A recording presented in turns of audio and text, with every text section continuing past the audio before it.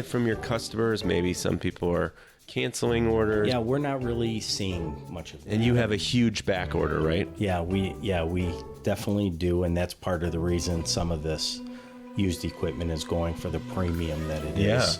But no, as far as talking with the customers and looking ahead, I think everybody is naturally weary. You know, nobody in their right mind would not be a little weary, but in talking with their customers, there definitely seems to be some confidence.